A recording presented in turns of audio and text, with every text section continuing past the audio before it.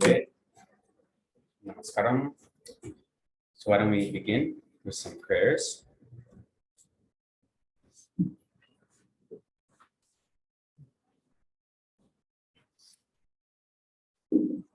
So let's turn to page 34. I will do the refuge in generating Matrceta prayer 3 times in Tibetan and then once in English. And then we'll do the 4 immeasurables and the 7th prayer, both in English.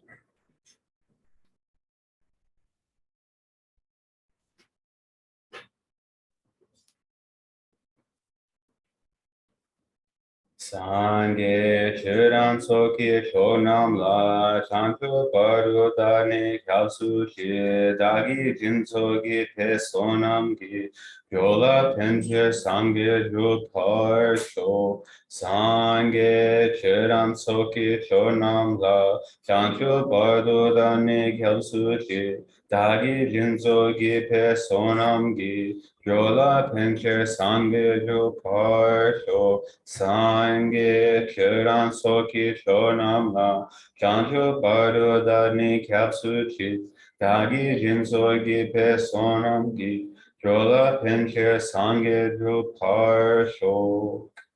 I go for refuge until I'm enlightened to the Buddha, the Dharma, and the Supreme Assembly. By my practice of giving and the other perfections, may I become a Buddha to benefit all sentient beings. May all sentient beings have happiness and the causes of happiness. May all sentient beings be free from suffering and the causes of suffering. May all sentient beings be inseparable from the happiness that is free from suffering. May all sentient beings abide in equanimity, free from attachment for friends and hatred for enemies. May all sentient beings have happiness and the causes of happiness. May all sentient beings be free from suffering and the causes of suffering. May all sentient beings be inseparable from the happiness that is free from suffering. May all sentient beings abide in equanimity, free from attachment for friends and hatred for enemies. May all sentient beings have happiness and the causes of happiness. May all sentient beings be free from suffering and the causes of suffering. May all sentient beings be inseparable from the happiness that is free from suffering. May all sentient beings abide in equanimity, free from attachment for friends and hatred for enemies. Reverently, I prostrate with my body, speech, and mind. I present clouds of every type of offering, actual and imagined. I declare all my negative actions accumulated since beginning this time and rejoice in the merit of all holy and ordinary beings. Please remain until the end of cyclic existence and turn the wheel of Dharma for living beings. I dedicate my own merits and those of all others to the great enlightenment. Maybe we'll jump to page 73 and do the praise to Shakyamuni Buddha.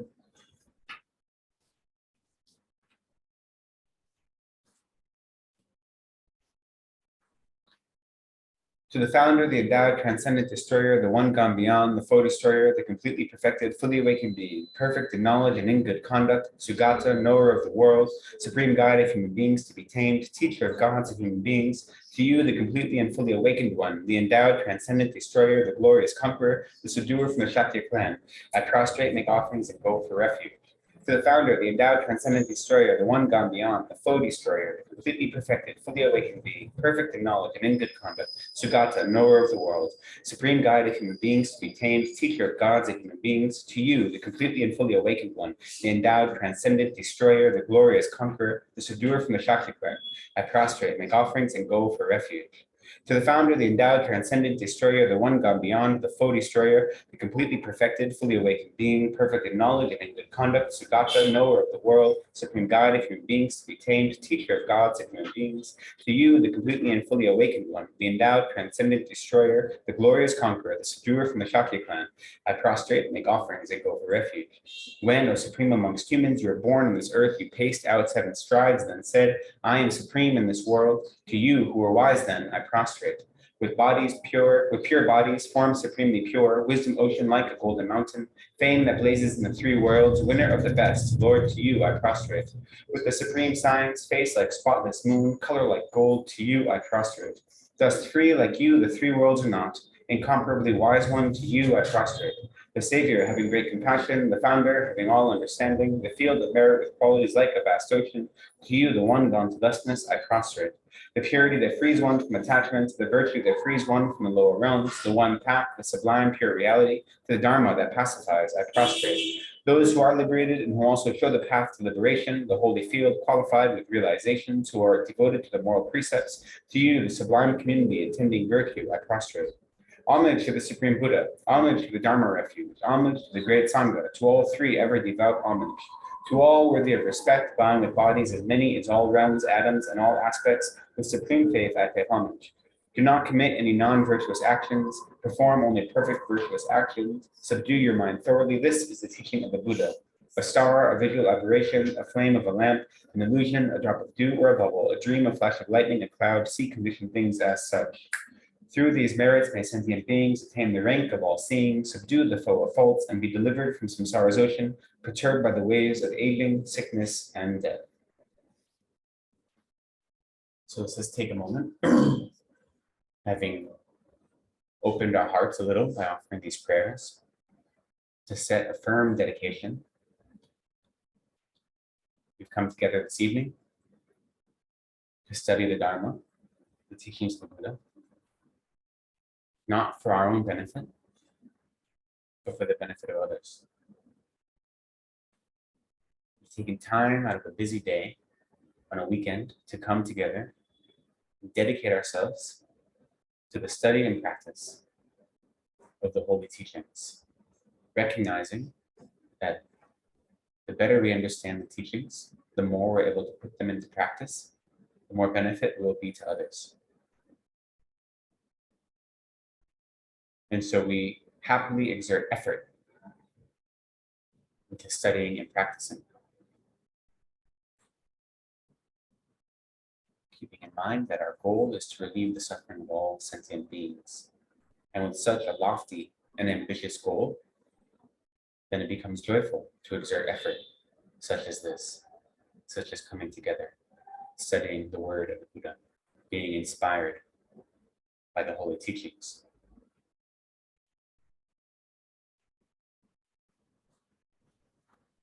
Let's take a moment to really strongly focus on that motivation.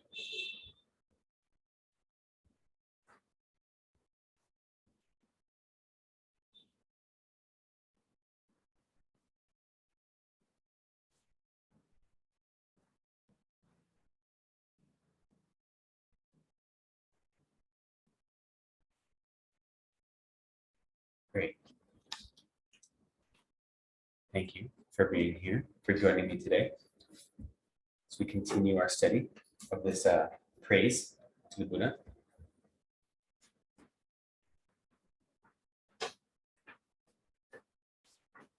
It's very fitting that we're studying this praise.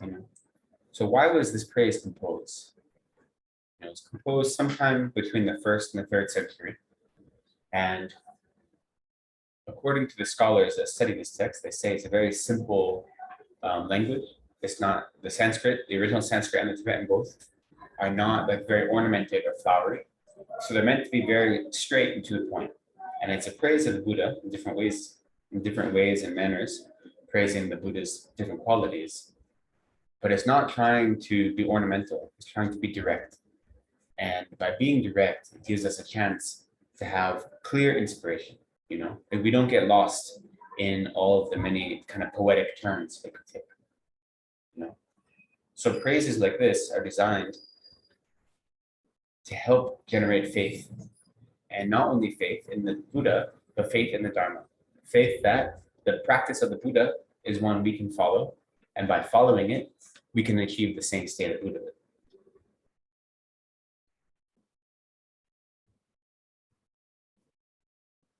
So as we begin any session, we offer prayers. We did the Bodhicitta, going for refuge, these kind of prayers. We offer these prayers to help open our hearts to the blessings of the Buddha, open our minds. We might have an intellectual understanding of the teachings, but we still need to request for the Guru and the teachers and the Buddha's blessings. And they're always offering those blessings, but we need to be able to receive them, to open ourselves to them. And so we offer prayers, and we do this practice in the same way that if you're planting seeds, you don't just throw them on the ground. First, you till the soil, and you remove all the dirt, or you remove all the garbage and things like this, and you prepare the ground to receive the seed. So in the same way, we offer prayers, whether it's during your daily practice or before teaching, to help prepare the field to plant these seeds of the Dharma, and so they can grow. And then the blessings of the teachers come through as the water and the sunlight that help cause those teachings to flourish in our practice. So this particular prayer was composed by either Matrceta or Ashtagosha, who may or may not be the same person, depending on who you talk to. And Tibetans say it's the same person, so we go with that. And so we have to remember that this prayer, if we're studying it, it's broken down into 3 parts. So the first 2 chapters are praise in terms of the cause. So they're praises in terms of the cause of Buddhahood. So that's the invocation chapter and the chapter that's called in praise of causes. And then the next 3 chapters after that are praising the results. So it's talking about the numerous benefits of Buddhahood. And then the remaining chapters, starting with chapter 6, are all praises in terms of the benefits of Buddhahood. So these benefits aren't for the person who achieves Buddhahood. They're the benefits that the Buddha is able to offer all sentient beings through the act of achieving Buddhahood. And so once we know it's divided into those 3, today we're starting with chapter 7. So that is in the 3rd section, which you started last week. And if you look at these 3 chapters 5, 6, and 7 together, chapter 5 is still the results, and that's the praise of form, right? And then chapter 6 is called the praise of compassion, but really it's in praise of the mind. And then this one is in praise of the speech. So we see the 3 holy activities of the Buddha, body, speech, and mind, are reflected in this prayer as well. They're just in a slightly different order. First body, then mind, and then speech. And here mind, if we say in praise of compassion, the actual title is Tuklataba. So tuk is an honorific word for mind, but tukje is compassion. So in all of the verses, it says compassion, but the title is actually in praise of the mind, which is really interesting because they're showing that the Buddha's mind is a mind of compassion at all times. There's no separation between the Buddha's mind and great compassion. But so we've gone from the Buddha's body, which is a result of Buddhahood. So the Buddha's body is a beneficial result because even just peering on the Buddha's body can inspire faith and can inspire devotion. And those faith and devotion on their own aren't very useful, but they lead to study and practice. So we talk about the 32 major marks and the 80 minor signs of a supreme enlightened being or a supreme emanation body.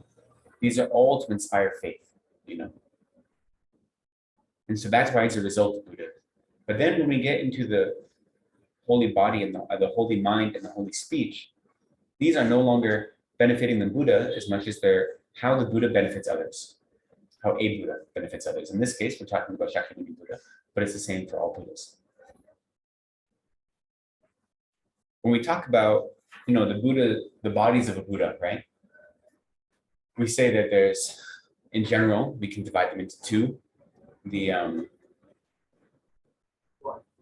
truth body and the sorry, now my mind's only in Tibetan and Sanskrit. So we say the form body and the no-niku, the essence body, basically, yeah. Svabhavakaya. And there are subdivisions in that, right? But we talk about those 2 as one being the body that is for one's own benefit, and one is for the benefit of others.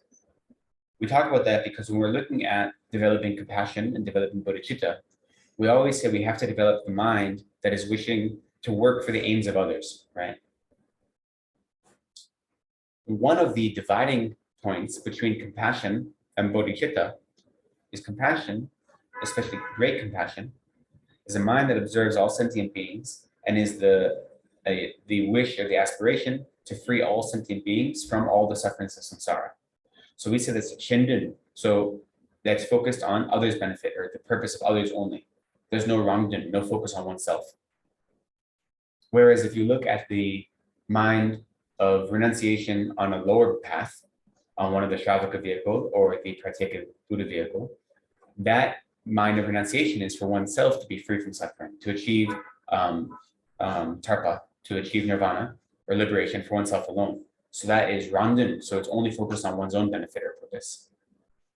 So when we get to develop great compassion, which is focused on shendun, so others benefit, and then we go from that to developing bodhicitta. Bodhicitta is both randun and shendun together. So one's own benefit and others benefits both. So the difference is when we say we're developing, what bodhicitta is bodhicitta isn't just looking to free others from suffering. It's saying, for the purpose of freeing others, I'm focusing on perfect, complete enlightenment. So it has those two aspects. One aspect is focusing on benefiting others, but doing it by focusing on perfect, complete enlightenment. So focusing on perfect, complete enlightenment is the benefit to one's own aims or goals, randun, and for the purpose of benefiting others is the shendun. So we say, what about a bodhisattva or a Buddha for that matter? How can they have a mind searching for their own benefit at all? It seems contradictory, right? When they actually have bodhicitta, how is their mind that's searching for one's own benefit? We usually associate that with the lower vehicles. And we say, well, in the mind of a bodhisattva, the mind that seeks out one's own benefit is actually seeking out the no niku, the swabhavi bhavakaya. So the exalted mind of a Buddha, as well as the emptiness of a Buddha. And that's called one's own benefit, as opposed to the rupakaya, the form body, which is seeking out others' benefit. Because it's through the rupakaya, the form body, or the form emanation, that a Buddha is able to benefit other sentient beings. But it's by the yeshe chupu, so the knowledge truth body, that they have an enlightened mind. So that's when we get into the mind of a Buddha, we say randun and shendun. So one's own benefit and the benefit of others, they still have minds seeking those, but they don't mean the same thing as they do for someone who's not on the path yet. So when we talk about these three, the body and the speech and the mind, they're all the three holy activities of Buddha, but they have different roles. Some are to benefit others and some are to develop for oneself. So we're at the point where we're praising the holy speech of the Buddha. So chapter 7.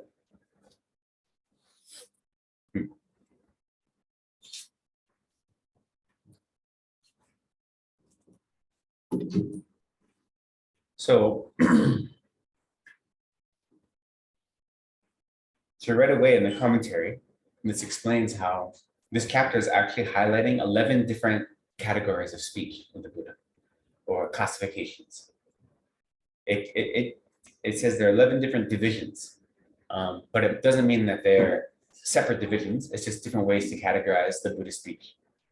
And so instead of giving you all those at once, as we go through them, I'll explain the 11 divisions, what they're called. So we start by saying the first two verses, he combined into one here in English. And it says, well worded and significant, true and sweet, deep or plain or both together, condensed or copious, hearing such words of yours, would not even an opponent be convinced that you were all known? So in Tibetan, we'd say, Sigzangwa dan dun chedang, dempa dangi nyambadang, zabsel nike dun dendang, dupadang, dun tripa dan dempa. Chigi sumi detabu, chigi drao tunayang, tamche kempa lak soshe, sushi nepa kimi yours. So these two verses are describing the division of Buddhist speech that is expressing the clarity of an omniscient mind. Okay, that's the first category of the 11. And so that very first line, well worded. What do we mean by well worded? What he means is the Buddhist speech is always the Buddhist speech is always clearly explained using it's always clear and easy to understand. So well worded means it's not confusing, it doesn't go around the point. But just because something is well worded doesn't mean that it's meaningful, right? You can have a very beautiful expressive speech that's talking about nonsense. So we say not only is the Buddha's speech well worded, it's also significant. So in Tibetan, the word is dunche. So it has great meaning, or purpose. And so what's the purpose of the Buddhist speech? The purpose of the Buddhist speech is to guide you to liberation, right? So all of the Buddhist speech has the purpose of guiding you to liberation. But just because something is well worded and has a good meaning, it doesn't mean that it's actually true. It could be false, There are people that can make very clear, good arguments about something that isn't accurate. So that's why we say the Buddha speech is not only well worded and significant or meaningful, it's also true. That's the third characteristic. And then lastly, not only is it true, but it's sweet or it's pleasant to hear. So we say that the Buddhist teachings or the Buddhist speech has these four characteristics at all times. It doesn't matter the specific topic the Buddha is teaching. They say, so the next line says, the Buddha can be teaching a topic deep or plain. So here in Tibetan, they say zab sel. Sel really means clear. Zab is deep. And usually we say zab, we say zablam gune khepa tang, gyakelam gune khepa. So we say the profound path and the vast path, basically. So the profound path teachings usually have to do with emptiness. And the extensive or vast path teachings have to do with the perfections and the other practices that accompany emptiness. So wisdom and method. So here, deep, it's saying the teachings about dependent arising and the teachings on emptiness. So whether he's teaching about those or sewa, whether he's teaching about the perfections or the other methods to accumulate merit, whatever the topic of the teaching, it always has these characteristics, whether it's condensed or copious or extensive, So we can look at the Buddhist teachings, look at the Prajnaparamita teachings, the teaching on wisdom, and the Heart Sutra, as you know, is only a few pages long, but then there's other teachings that are 100,000 verses. So it's teaching the same content, but in different ways to meet different needs of different students. And so this is recognizing that the Buddhist speech, no matter what the topic is the Buddha is teaching, and no matter if he's teaching in such a way that it's condensed or elaborate, it always has these characteristics. And then the verse ends by saying, since his words always have this, they're so powerful, then if anyone heard a Buddha teaching, wouldn't they realize that they have an omniscient mind, a mind that knows all phenomena without any obstacles? So that is just expressing how powerful the Buddhist speech is. And it goes on to say, generally, so that's the first two verses. And that's right, it combines them. And so those two verses are expressing the clarity of the Buddha's omniscience. So they're showing these four different characteristics that the Buddhist speech always has. And we can remember these whenever we study any text from the Kangyo, right? Any of the sutras or the tantras that are actually the speech of the Buddha. They all have these characteristics. And now it doesn't mean they're easy for us to understand, For us to read, even to read the Heart Sutra can be very confusing, right? Because it's not literal, word by word. But we can recognize that the Buddhist speech still has this characteristic of being worded exactly the way it needs to be worded. And being worded in such a way that it has great meaning, even if we don't understand the meaning ourselves right away. We can trust that it has this meaning and that it's accurate and true, and that the words are pleasant to hear. I don't know if that gets lost sometimes, depending on how many translations, what language it's in, but we believe the words of the Buddhists are always pleasant. So then it goes on in the next verse to say, generally, your speech was wholly sweet, but when necessary, it would be otherwise. But either way, every word was well spoken, because it has always achieved its purpose. It always achieved its purpose. Mampo rilgi nien mala, sheba gatsam nien parwe, kigi sundun dropekyam, tamke lexum konala.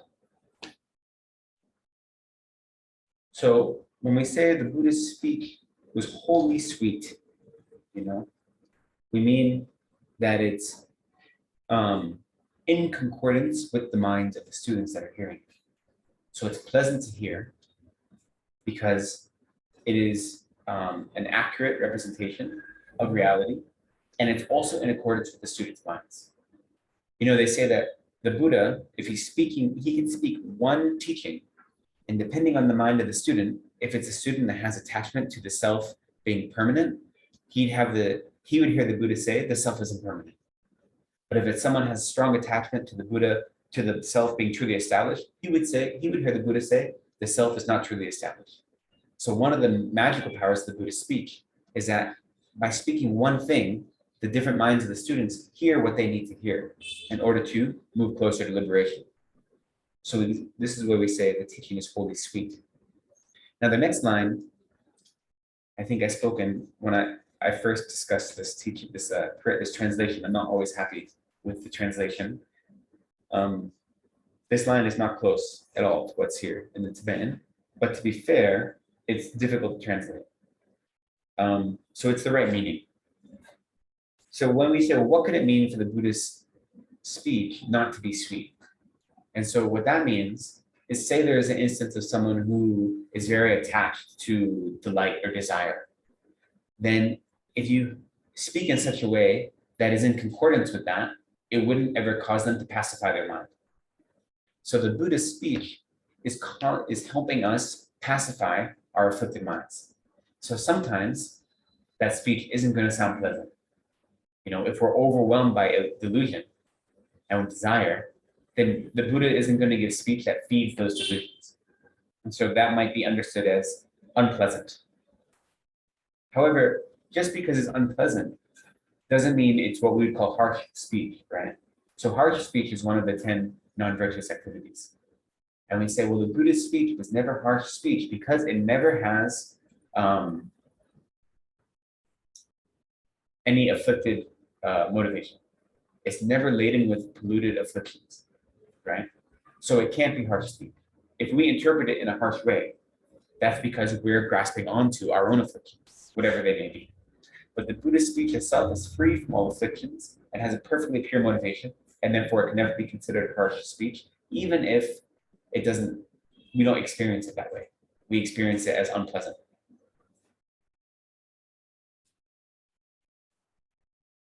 And so every word achieves its purpose. It's well spoken. So the Buddha doesn't say things that we interpret unpleasantly because he wants to hurt our feelings, right? It's because we need to tame our minds. And so the teachings of the Buddha are designed to tame our minds, right? And we need different teachings to do that. Sometimes we need strong teachings. Sometimes we need soft teachings. Sometimes we need teachings that motivate us to move forward. And sometimes we need teachings that cause us to look at our own actions and put a stop to harmful actions. We need both. And so whatever the way the Buddha teaches, whatever method, it always achieves its ends. And so this verse is the second category, which is that all the words of the Buddha are pleasant.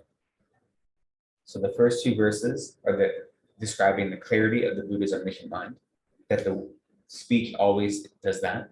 And verse 69 is the category of all the Buddha's words are pleasant, even when they're not experienced as pleasant by the students.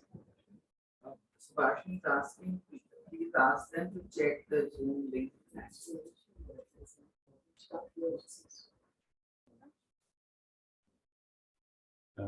The Zoom, it seems on. I'm not sure.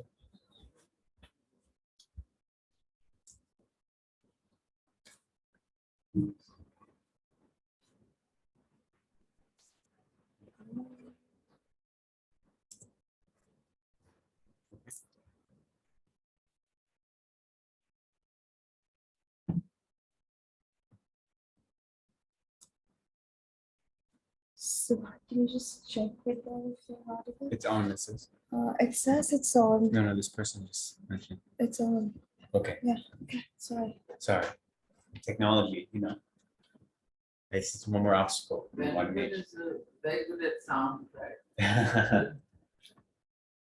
Sorry, sound technology. Okay. So, you know, as we keep going through this chapter, there's a lot of repetition. So what is the purpose of understanding all of these different aspects of the Buddhist speech? And we do it Again, the general reason is we want to help inspire faith, and through that faith, inspire us to practice. We also see the many different ways that the Buddhas benefit other beings, and the amazing skill that a Buddha uses to benefit other sentient beings. So these many different characteristics of the Buddha's speech are all different methods a Buddha will use to benefit others. So the Buddhas know what is the best type of teaching for the students in front of them. And so we praise the Buddha's speech because we recognize how powerful it is and how monumentally moving it is. And it goes into the next chapter, which is in praise of the teachings of the Buddha, which are primarily through speech, not entirely. And so this whole chapter, which is longer than the last ones, more verses at least, it seems a little silly to just keep, pontificate on all these qualities of the Buddha's speech. But it really is showing us the Buddhas have many different methods and techniques to benefit us. And so they use these techniques that are in accordance with what the needs are of the students.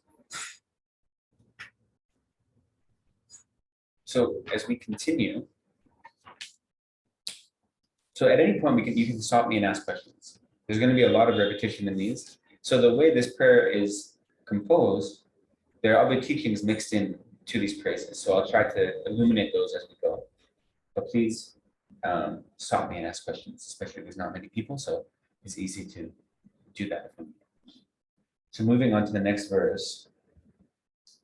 Soft or hard or possessing both qualities, all your words when distilled had but one taste. Hyubi sumi nam takna ganshik jamdang supadang gayan deni dempadan tamshir roji nibugyo. So when we say the Buddha's words are gentle, right? So here that's jampa. Yeah, jump. What that means is the words or the teachings that are explaining how to achieve positive rebirths and how to achieve liberation. And the words that are harsh or hard are the words that are teaching about the suffering of lower rebirths. So the Buddha teaches both, depending on the needs of the student, as we said. Sometimes we need teachings to help convince us not to engage in harmful activity. And then we need more teachings to teach us how to engage in virtuous activity. So there's two different types of teaching. And so here they're described as being soft or hard, but they all have one taste. So that means one taste with liberation. So whether the teachings are encouraging us to give up negative behavior, or they're encouraging us to practice virtuous behavior, they still are in the singular taste of liberation from suffering for ourselves and for all sentient beings.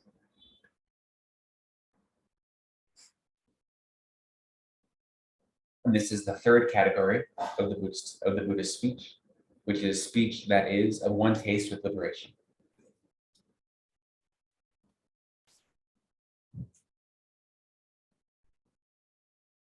The next two verses go together.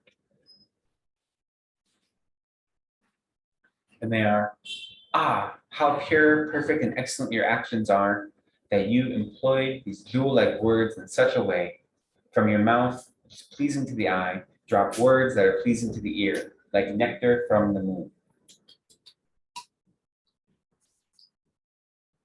So this is pretty self-explanatory, right? Emo shintu yondakbe, tinle namni raptuzo, de rinshen tsum namki, nungi drawa digiso. Shishel tana rabdupa, dele niena niembai, sundi dakni dawale, dutsi zaka shindujum. So this idea that, so you are excellent, your words are perfectly pure as well as your actions, right? And so from them, they're described as jewel-like because they're so precious. They're of immeasurable value. So that's why it's described as jewel-like. And so the actions of speech and body both express the jewel-like words of the Buddha. And so here, then the next verse says, your mouth, which is precious to look at, is pleasing to the eye. From that drops words or spill out words that are pleasing to the ear. So every characteristic of the Buddha is one inspiring faith, So to look upon you inspires faith, and to hear your words inspires faith, and both of those inspire action. Like nectar from the moon, and so this is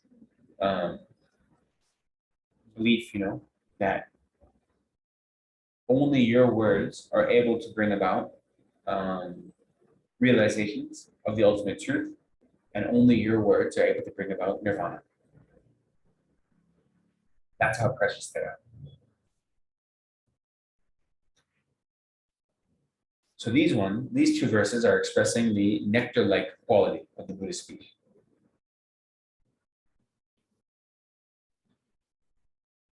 So continuing,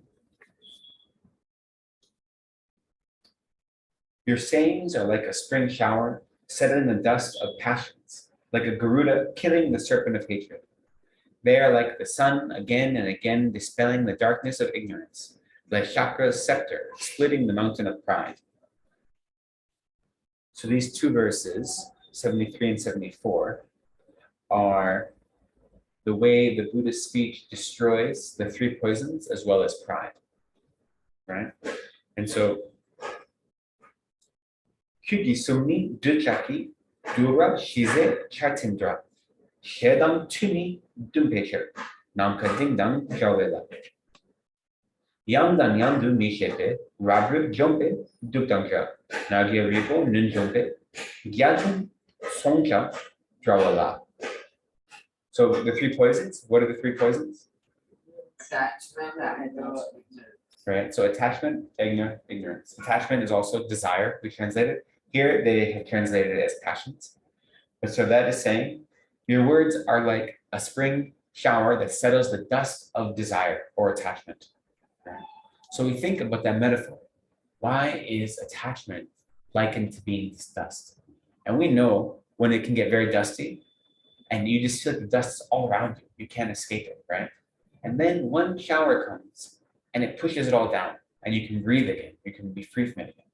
So in the same way, this poison of desire, it feels like it's suffocating us sometimes. It's so overwhelming, But then all it takes is the blessings of the Buddha, like a spring rain, or the words of the Buddha, and that attachment just settles. So it doesn't get rid of it, right? Just hearing something can't get rid of our negative emotions, but it does allow us to deal with them. So it helps settle our attachment. The same way a light rain settles the dust. And the next one is hatred or anger, which is compared to here a serpent. So the word, they don't really say killing, they say more like expelling or getting rid of. But that's okay, either way. So like a Garuda, so Garuda is this mythical kind of eagle-like bird that is famous for killing snakes. So if you ever see images of them, they almost always have a snake in their mouth. And so in this context, the Garuda is like compassion and love and so forth, which are the antidotes to anger. And so the Buddha's words always have this quality of love and compassion. And so through that, our anger is able to be expelled. So it expels. This first verse is talking about the dust of desire and attachment and the snake of anger. I think the snake is such a good image for anger. We see it in the Wheel of Life as a snake. But also it's useful because think about how a snake is coiled, ready to strike at any moment. In the same way, our anger can build and build and build and be filled with such kind of kinetic energy or potential energy. And then when the strike comes, it's almost like out of nowhere, but it's been building up that energy the whole time, right? And then when it strikes, it's very powerful and unexpected. And in the same way, our anger can be very pernicious. Like anger can be building up slowly without us realizing it, like a snake coiled, just waiting for the right thing to come into its view. Then the right thing comes and it strikes so quickly. And when it strikes, it's overwhelming, right? So our anger is like that. It's coiled and tense all the time if we don't work to get rid of it. It's always there, waiting to strike whenever it can see a threat or a victim in front of it. So anger or hatred is like the snake. It's always waiting to strike and cause harm. And so as we continue, it's the next one is ignorance. And so here, when he says like the sun again and again, it's emphasizing that it's not just occasionally that the Buddha's speech is like this. It's always, at all times, the Buddha is brightening the darkness of our ignorance. And here the word for darkness actually is rabrit, which is it's like a cataract. It's often translated as. So here it's saying that just like the sun dispels what clouds our vision, which is our ignorance, again and again. So the sun doesn't just defeat the darkness one day, right? Every day the sun comes and dispels all the darkness over and over again.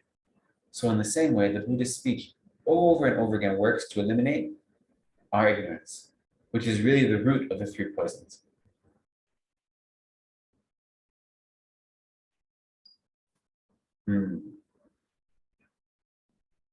And the way it does that is because the Buddhist speech is always an expression of the pure and authentic being. So our base ignorance is grasping at the self, right? Our self-grasping. And all of the Buddhist speech is teaching non-grasping at the self. So all of the Buddhist speech is representing the authentic view, which eliminates all of the obstacles, both to liberation and to omniscience. It completely clears them away. And it gets rid of our pride. So in general, we say there's 3 root delusions, right? Or 3 poisons. But if you're studying mind and mental factors, they actually say there are 6 root delusions or afflicted minds. We still say that there are 3 root poisons, but then on top of those 3, so on top of anger, attachment, and ignorance, they say there's pride, there is wrong views, and there is afflicted doubt, right? So those 3 are added as root delusions. So ultimately we say the real root is ignorance. Everything stems from ignorance. But then desire and anger serve as the 3 poisons that are very closely related, and then the next step are the next 3. So wrong views, which is a version of ignorance, but wrong views, afflicted doubt, and pride. And then you have all the secondary delusions that come after. So those 6. But so pride is one of the strongest ones. And that's one of the ones that's most difficult to get rid of, because pride often comes as you develop some spiritual realizations and some meditative stabilizations. It's easy to have pride come as a result of that. So that's why it's often mentioned. So here, those are the 4 that are specified.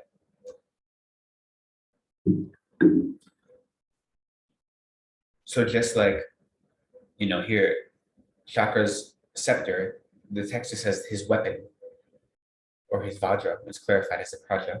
He's able to split a mountain. In the same way, the Buddha's words destroy our pride. They can break it to pieces. So we think these are the root poisons that are keeping us suffering in samsara. They're the hub of the wheel of suffering, right? Especially desire, anger, and ignorance. And so the Buddhist teachings are aimed to destroy those.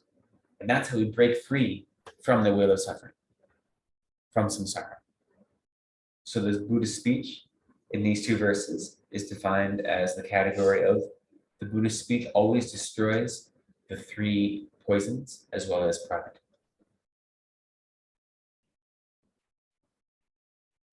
Then the next verse,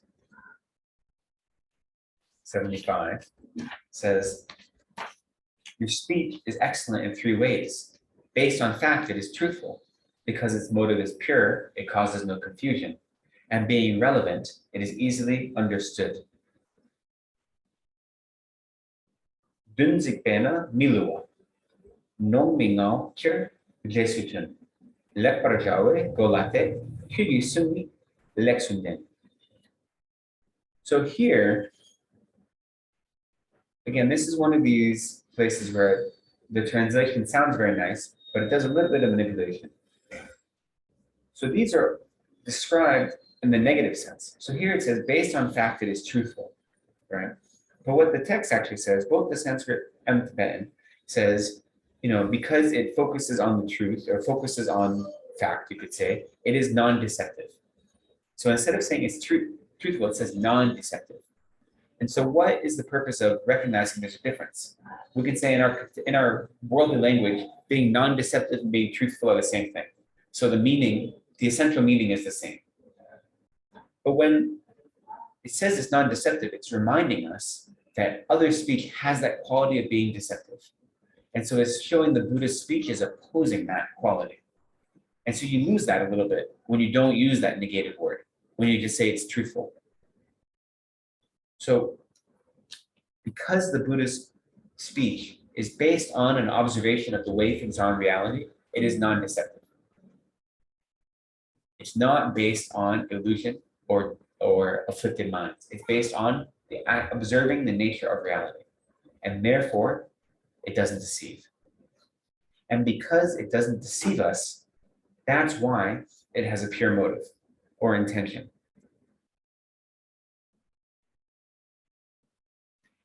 It is non-erroneous, right?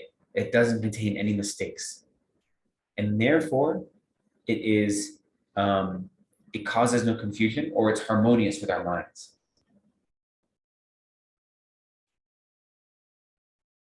So these are important things to think about, right? Because I know sometimes I read sutras and I say this causes a lot of confusion. Because sometimes it's very difficult, right? They're not literal word for word, so you have to understand the meaning.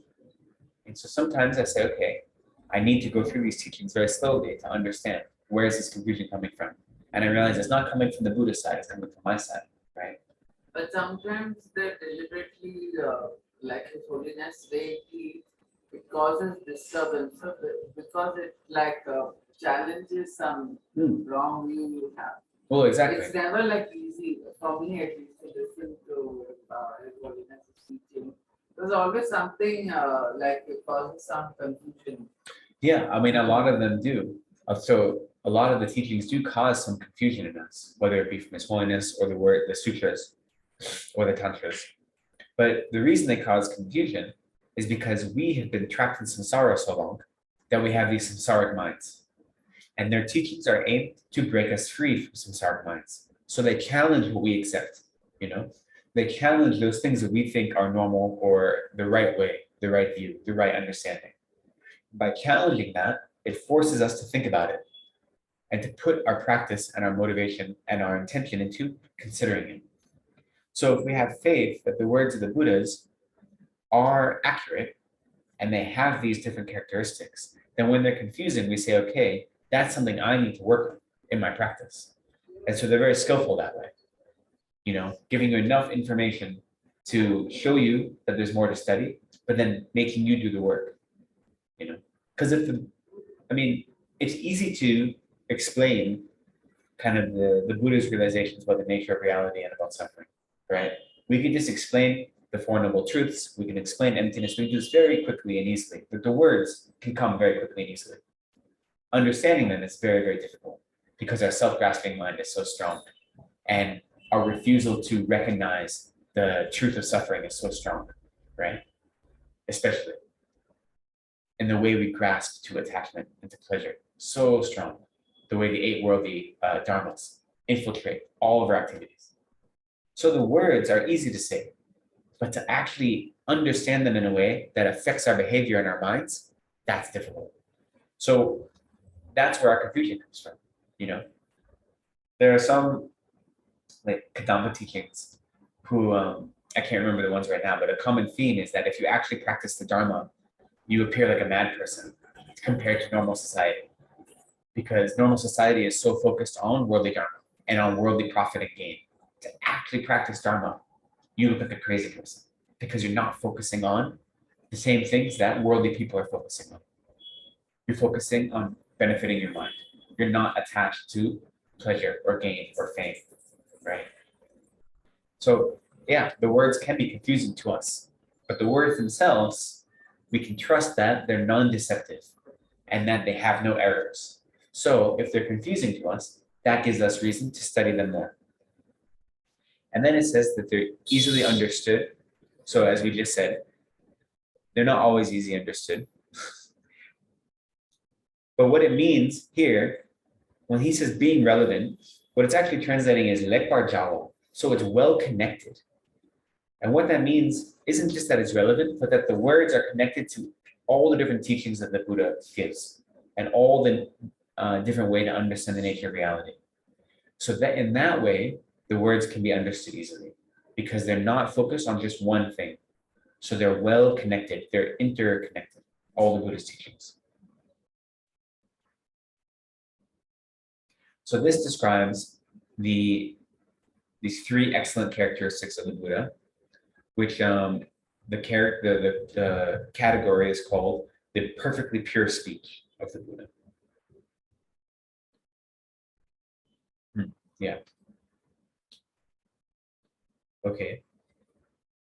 Moving on.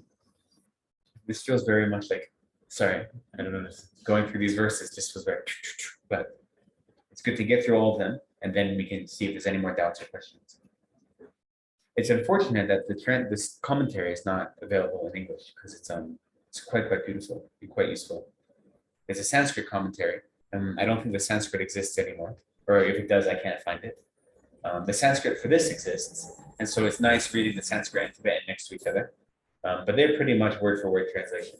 And the commentary is really good at giving you, it says like, what's the meaning of this one word? And then it gives like a whole commentary on it. So it's very, very nice. So moving on to the next chapter, the next verse, 76. When first heard, your words excite the mind, but when their meaning is pondered over, they wash away all ignorance and passion. Reshek dampor kyugisum, niampanamgi yitrose, dene yila samgina, duda mimba dakyansel. So here, this is referencing a few things, right? It's referencing, so when we say excite the mind, it really is more like your words are enchanting, your words are captivating. So just hearing the words of the Buddha draw you in. So that's what it means to say excite the mind. That it's not just they're pleasant to hear, that they're poetic, they say nice things, they draw your attention in, and they're enchanting in that way. And here we're talking about the three practices of study or listening, along with contemplation and meditation. So these three come up again and again, maybe in later verses, either in this chapter or the next chapter, but I'm sure you've heard these teachings over and over again, that the three ways of approaching any teaching is first through hearing it or studying it, and then through contemplating it, and then through meditating on it. And so those definitely will come up again, so I'll bring them up later. But here, the first one, when first heard, your words excite the mind. So that's talking about hearing or studying. But then their meaning is pondered over. So that's contemplation. And then by taking that contemplation and applying it into practice, you're able to wash away all ignorance and passion. And here in the verse, it doesn't say ignorance and passion. It says dust and darkness. So we already know that dust is a metaphor for desire or attachment. And so here he translated it as passion. But the word in the actual text says it washes away all dust, or it eliminates all dust and all darkness. So darkness is the ignorance, and the dust is the desire or passion. And so through the practice of hearing the words, contemplating their meaning, and then practicing meditation on their meaning, we're able to overcome the afflicted minds of ignorance and desire. And so this is the seventh category of the Buddhist speech, which is the category of being enchanting or captivating.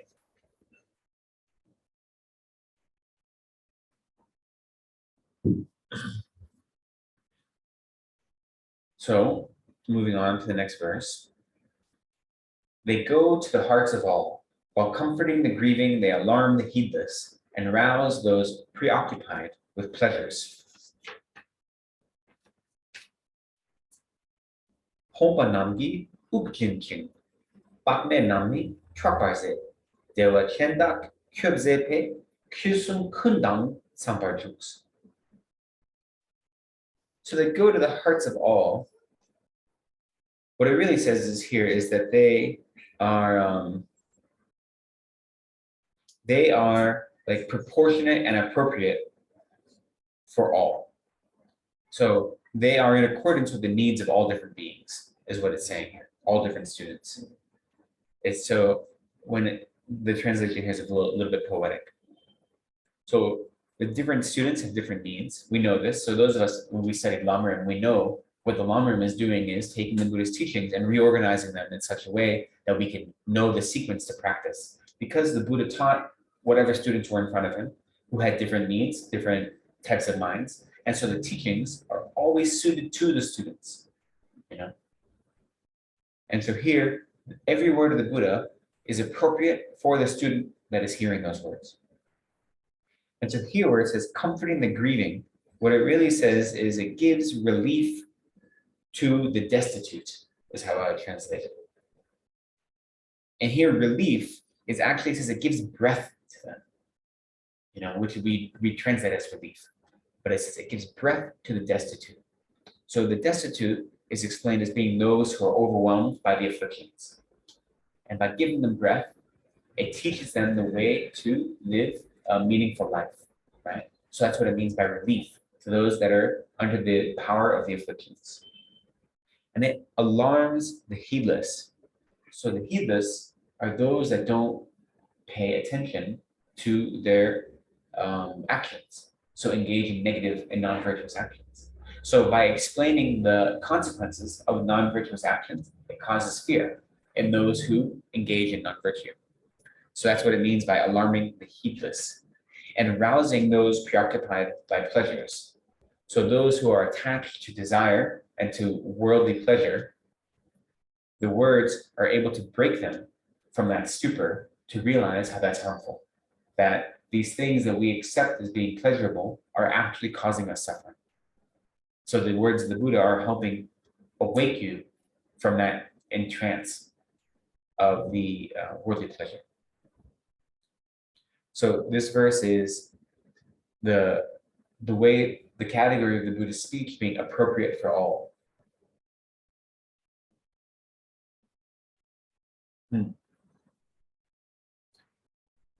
Truly, your words are for all. They delight the wise, they strengthen those of middling intelligence, and they illuminate the minds of the dull. So, having just explained how the words of the Buddha meet the needs of all beings, whether they are inspiring them into practice or inspiring them to give up negative actions. Here it says, not only that, it's not only about looking at the non-virtuous actions, but this is the way it causes your mind to improve. So the wise, who already are well studied and well practiced, it causes them to have delight, right? Here, instead of truly your words are for all, it really says truly your words are like medicine for all, or a benefit for all.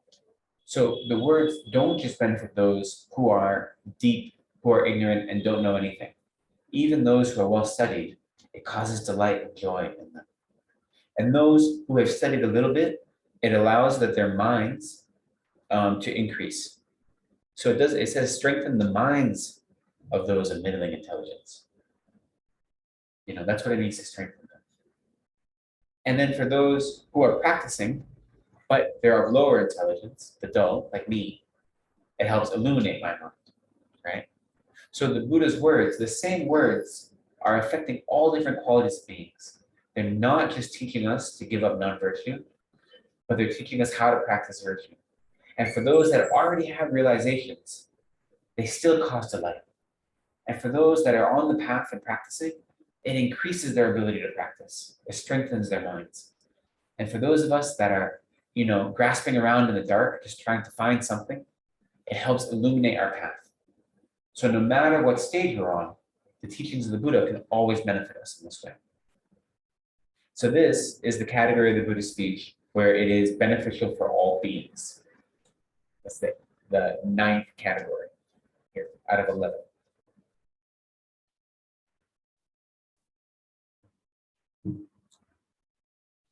So now on verse 79, your sayings coax men from false views and draw them towards nirvana. They remove faults and rain down virtues, or good qualities, really. It's more appropriate. Tawa dakle garzeking, nyanen depa nyewadren, niepa selze kyugisum, yunten namgi charyambit. So here, false views, as we know, are the views of the non-Buddhists. So views that things are permanent, views that extreme asceticism is the way to liberation, views that a self exists. So any of these views, the same teachings of the Buddha, even for someone that holds those views, when they hear the teachings of a Buddha, it leads them away from false views, whether they hold them, whether they are innate or whether they are learned views, So we all have innate, like, false views that have come from previous lives. Even if we don't actively believe them in this life, we still hold those like innate, right?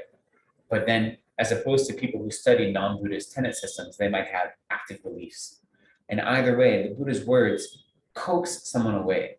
So just the beauty of the Buddha's words as they explain the nature of reality can cause someone, even if they have views that are diametrically opposed to the Buddhist teachings, the teachings of the Buddha are offered in such a way that can bring you away from false views, and show us the true nature of reality. And so here it says, draw them toward nirvana, right? Or draw them towards freedom from suffering or liberation. And so the words remove faults. So what does it mean by removing faults? Is it says all of the afflicted minds of the 3 realms, the desire realm, the form realm, and the formless realm. The Buddha's words show us the way to eliminate all of those who are mental. And not only that, they rain down good qualities. So all the different good qualities of Buddha that we've discussed, those all come from the Buddhist teachings. And here, this verse, it says that the first line, coaxing someone away from false views, is similar to the path of seeing. So the path of seeing is the moment when you've achieved the paths. There are 5 paths: the path of accumulation, preparation, seeing, meditation, and no more learning. When you have a direct insight into the nature of reality, that is when you achieve the path of seeing. So here it's saying the Buddha's speech having the quality to turn someone away from wrong views is similar to the path of seeing, where you directly see the true nature of reality. And then the quality of the Buddha's speech having the ability to bring you closer to nirvana or liberation is similar to the path of meditation, where you actually continuing practice meditative equipoise on the nature of reality. And lastly, removing all faults and raining down all virtues is similar to the path of no more learning, or the path of Buddhahood.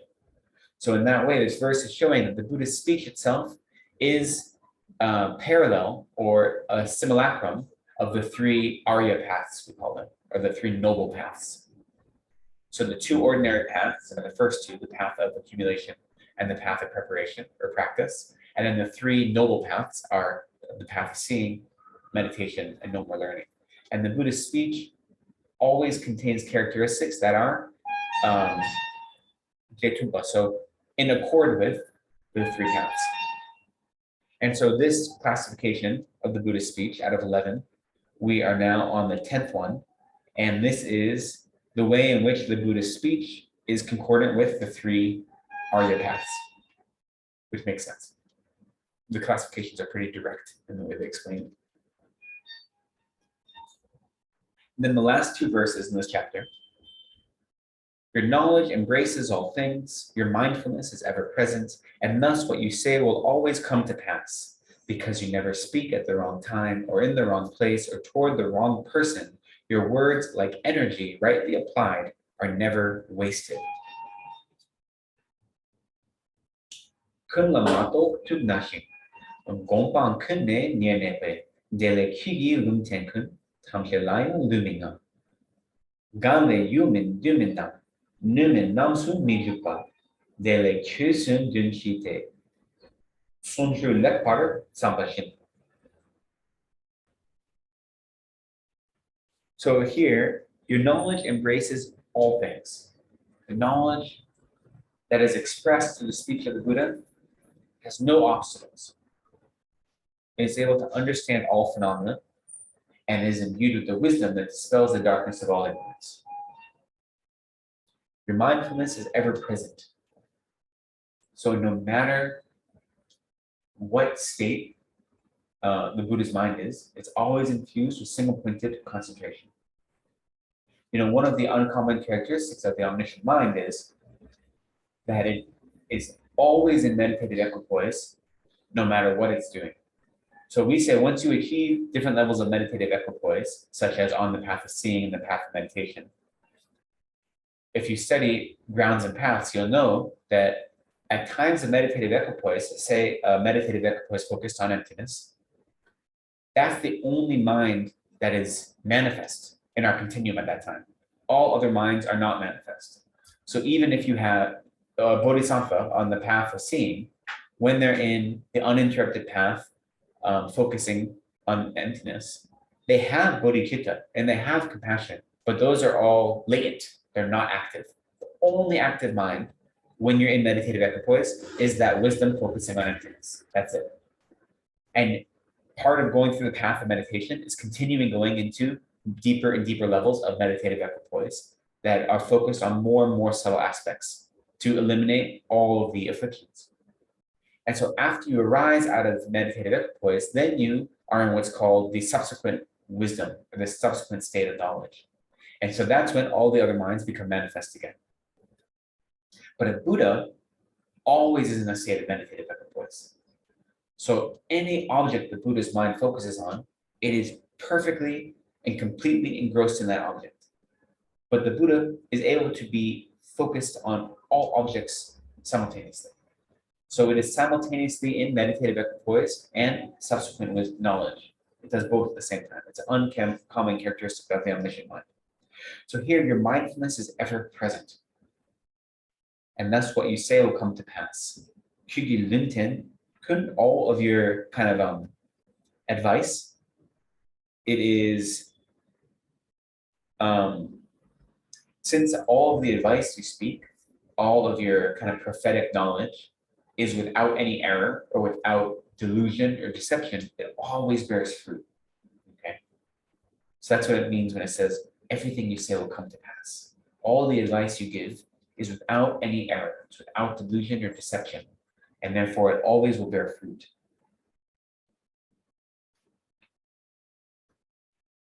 Because you never speak at the wrong time. So when is the wrong time? The wrong time is when a student isn't ready to hear a certain teaching. So the right time is when, by hearing that teaching, it plants the right seeds in your mental continuum and it encourages the practice to ripen and practice and grow. So the wrong time, you know, we can just know in our worldly experience, right? Sometimes someone has really good advice to give to you, but maybe you're going through something really difficult and they give you that advice and you're not in the right mindset to hear it. And no matter what they say, even if it's the perfect right advice, it doesn't help you because your mind isn't receptive at that moment because you're overwhelmed by whatever negative afflictions you have, right? So the Buddha never gives advice that is inappropriate. It's always given when the student is ready to hear that advice, even if that advice seems like it's pushing us out of our comfort zone. It's always the right time, even when it seems scary a little bit, you know. You never speak at the wrong place, or here as if you never speak with the wrong object. So you only speak in such a way that meets the needs of the students, but it doesn't go beyond them. So there's never superfluous words that are getting in the way of the true meaning. The Buddha only speaks what is needed. Every word the Buddha speaks, or any Buddha speaks, is in perfect accordance with the needs of the students that are in front of that Buddha. So it's never in the wrong place and never to the wrong person.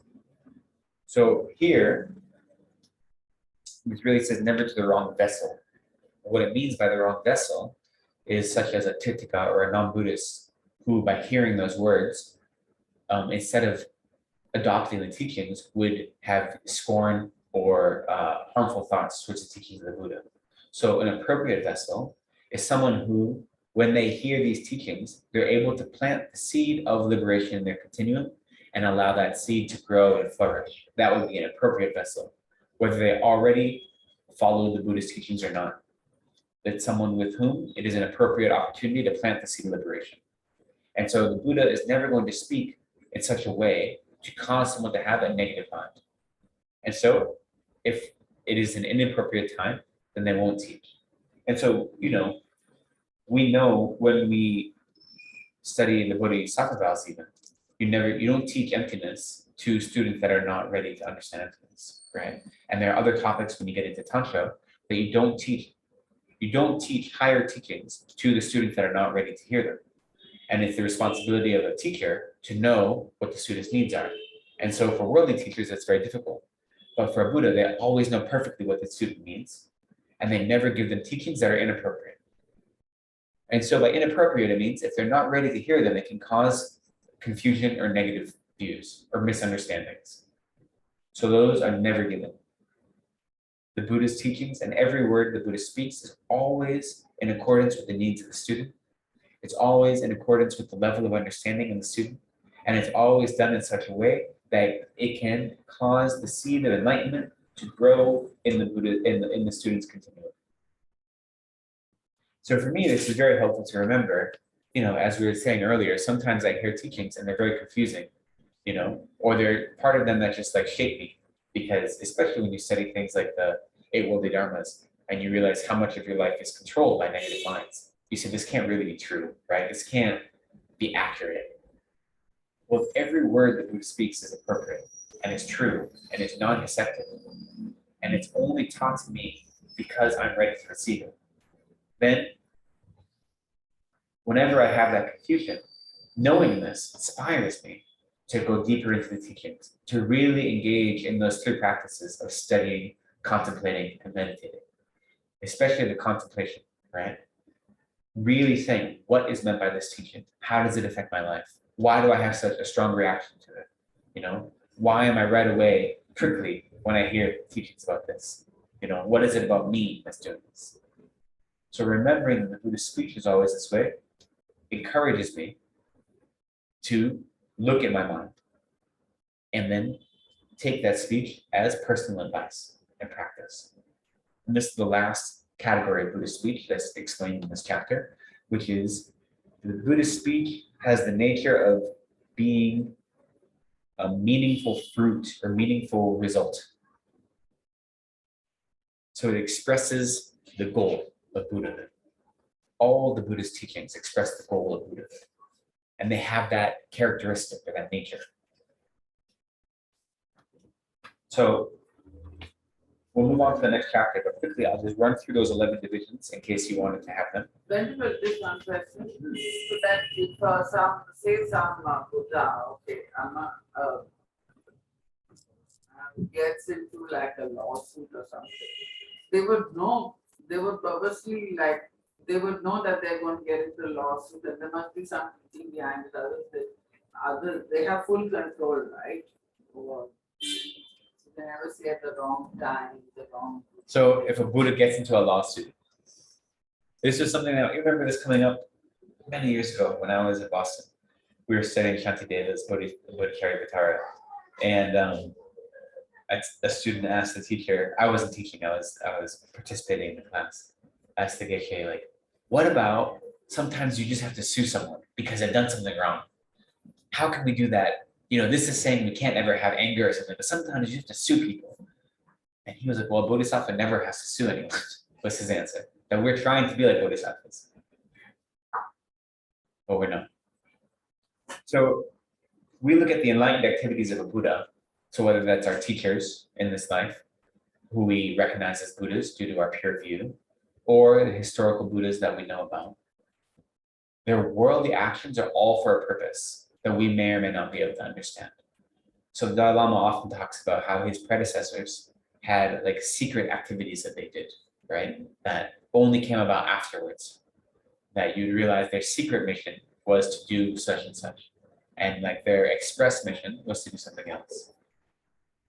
So I can't imagine a situation where the Buddha, where a living Buddha would need to be in a lawsuit. But what I can say is that if a Buddha is engaging in something like a lawsuit, let's say, it's because there's benefit. And so they're acting in such a way to bring benefit, the maximum benefit to all sentient beings. So we can think of the example of when the Shakyamuni Buddha in a previous life was on the vessel, the merchant vessel, and a pirate attacked the vessel.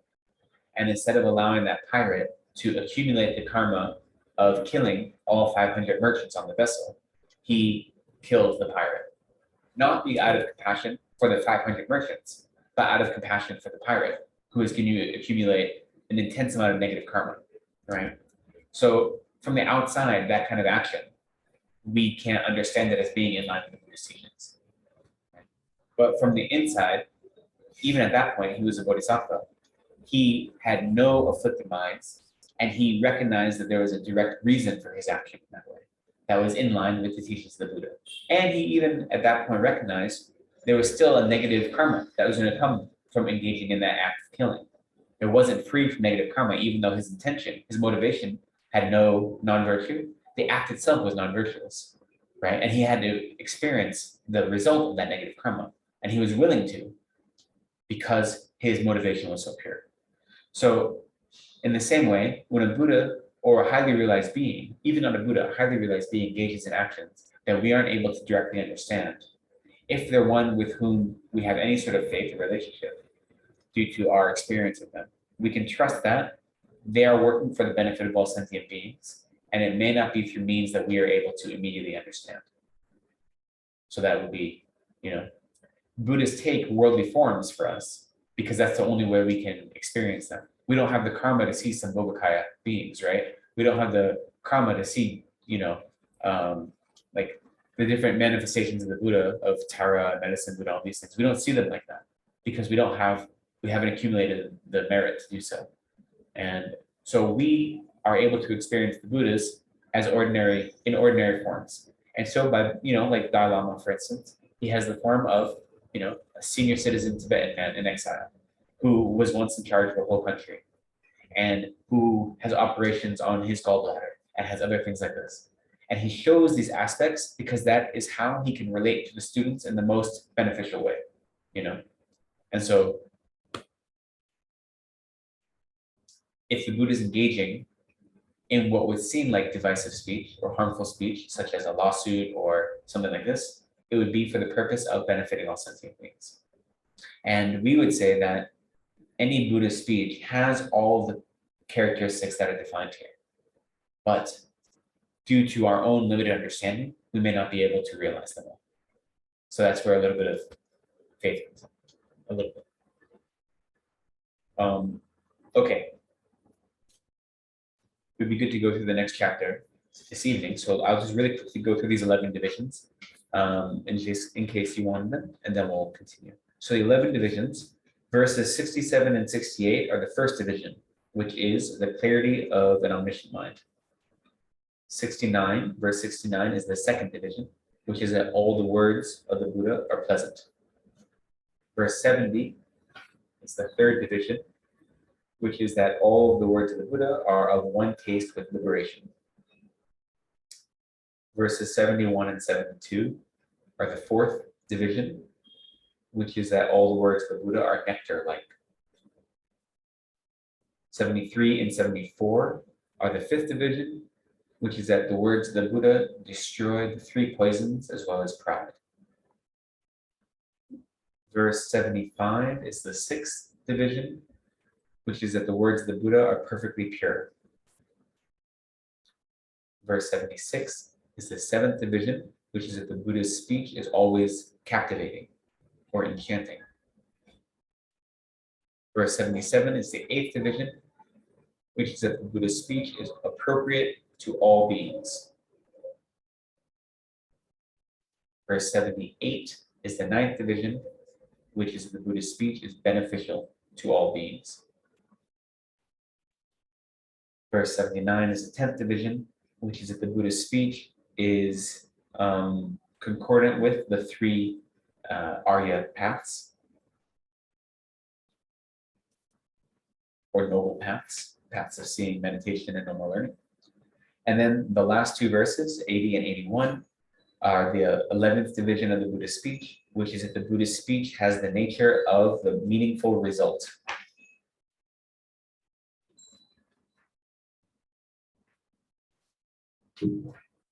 And so whenever you're studying and teaching, you can think about these different qualities of the Buddhist speech and see how they're expressed in that teaching, and see if you can understand the way these different divisions or categories are expressed in the words themselves and how that affects your mind.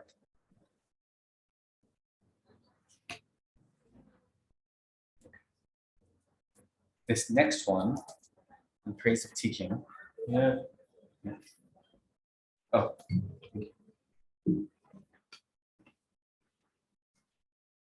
I'm just looking at time. It's a little slower than I intended, but that's okay.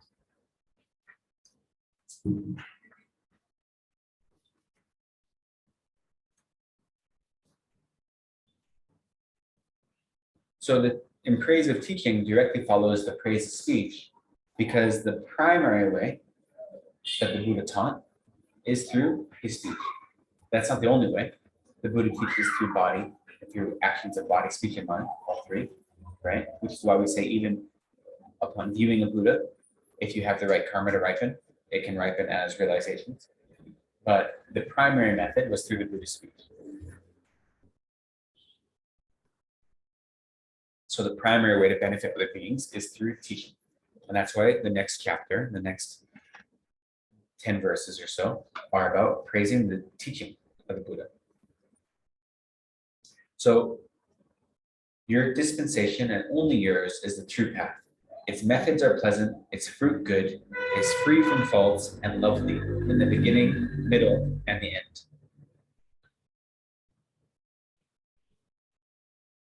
Dropa chikdang takdedang, lekpa dradang niebame, tokma bardang targewa, kyugi tendra shenmame. So dispensation here, it just means your teachings. That's a very strange translation. Again, this translation, the original translation of this Sanskrit was from, I think, like 1950, maybe even earlier than that. And then when Venerable Dhammika redid it, he's basing it on like an old translation. So maybe that's why the word dispensation is it. It's very strange. It's your teachings. Your teachings, and only yours, are the true path. So here it actually says the one path, right? And other than your teachings, there is no other teachings that are represent the authentic and pure view of reality. So one thing to note here, and you lose this in the English, but when you say your teachings are the one path or the one mode of practice, it doesn't mean there's only one way the Buddha teaches. It means that all of the teachings of the Buddha represent the accurate understanding of the nature of reality and pure view. But a Buddha is able to teach using different means and methods depending on the needs of the student. So here we say that the methods are pleasant. So what that means is the practices that you teach are pleasant, which is to say that they eliminate the need for extreme asceticism. The teachings of the Buddha don't promote any extreme, and they say the extreme of asceticism does not bring about liberation.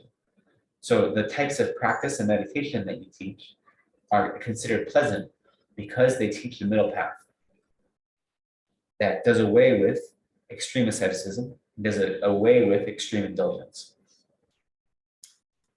Its fruits are good. So again, lekpar jawa, it is well connected.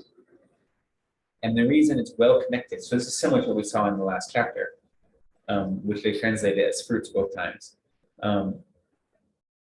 All of your teachings, until you achieve liberation, until one achieves liberation, these teachings are all connected to positive rebirth, and eventually liberation from samsara, and eventually Buddhahood. So that's why they're well connected. And so they always bear positive fruit, following the teachings of the Buddha. So they're free from faults, which means that the Buddhist teachings the teaching of the Buddha is never doesn't have any afflictions embedded into it. So it's taught without afflictions, and it has perfectly pure motivation. And they're lovely. Actually, it should be they're virtuous in the beginning, middle, and end. So the teachings of the Buddha are virtuous in the beginning, middle, and end. So this is something we often think about, right? We often strive to make sure that all of our activities have virtue in the beginning, middle, and end, right? So the way we do that, for instance, when we come together here, we're virtuous in the beginning by setting a proper motivation. And we're virtuous in the middle by attending ourselves to the Dharma and trying to study it. And we're virtuous in the end by dedicating any merit we've accumulated to other sentient beings. So to try to make all of our actions in line with the teachings of the Buddha, we try to embody the virtue of beginning, middle, and end. And they say that all the teachings of the Buddha are virtuous in beginning, middle, and end. This also means that they are virtuous at the time of hearing them, they're virtuous at the time of contemplating them, and they're virtuous at the time of meditating on them. So again, these three are all imbued with virtue through the teachings of the Buddha. If fools, because of their attachment to deluded views, condemn your wonderful teachings, then deluded views are their own worst enemies. So I guess that's close to what the translation is. Kyu hyunluk de tabu, hiptu pang chaktawe, hiptu panga chaktawe, jiba gelte megina, tadandrawe, dra makis. So this is pretty straightforward, that when fools, so anyone who is attached to their own delusions, hear the teachings of the Buddha, and instead of having a positive reaction, condemn them or scorn them, then it's their views that they're grasping to, which are the real enemy, right? So again, we're recognizing that the real enemy are the negative minds. It's never the people that embody those negative minds. So in this case, you're talking about especially non-Buddhists, but anyone that's holding onto a wrong view and maybe speaking in ways that are harmful to the teachings of the Buddha, they're not the enemy. It's their negative view. And it's really not the enemy of the Buddhist teachings. It's their own enemy, right? So our harmful views are causing more suffering for us than they are for other beings. No matter how many negative things how many insults I might say to one of you, right? I could insult you all day long, and it might be really harmful to you. You might feel it, but ultimately it's causing more harm to me, right? So because it's creating the seeds for so many negative rebirths in the future and so much suffering in the future. So in the same way, anyone that hears the Buddhist teachings that doesn't immediately realize how harmful they are, how beneficial they are, and speaks out to deride them or to scorn them, the real enemy that they're seeing is their own view that they're attached to. Remembering the suffering which you endured for the sake of others, it would be good to listen to your teachings, even if they were wrong.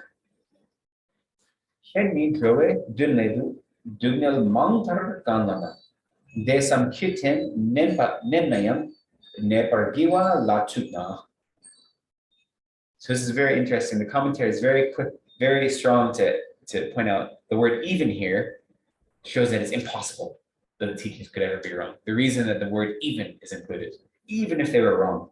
And here, really wrong, the word is nempa, so negative or harmful, or that means mizepa, so not beautiful or not attractive.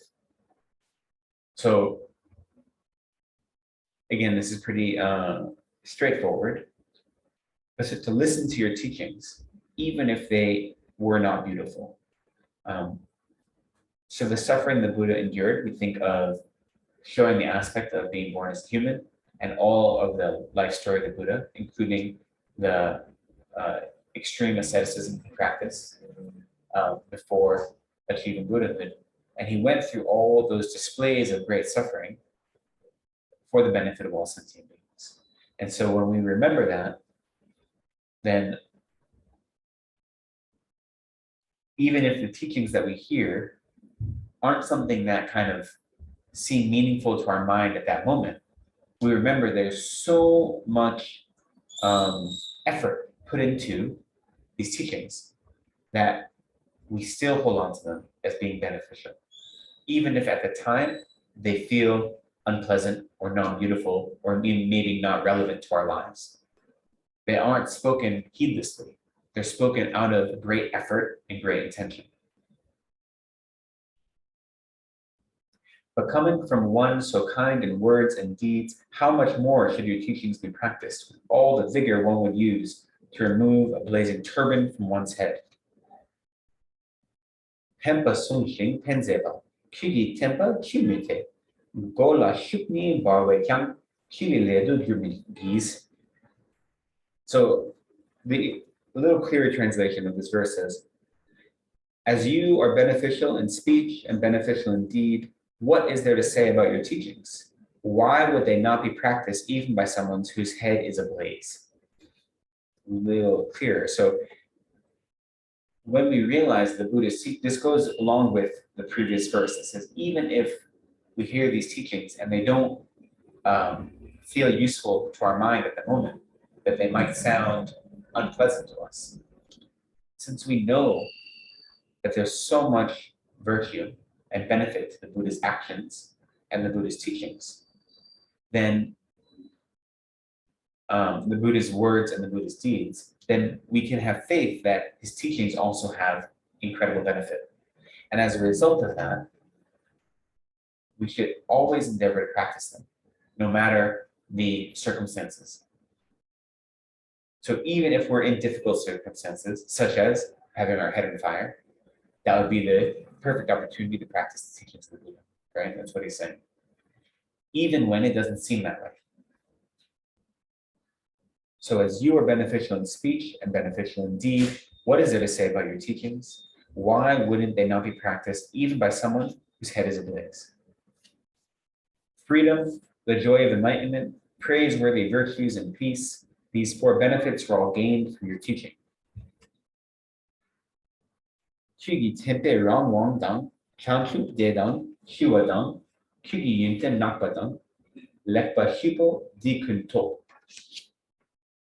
So here, freedom, right?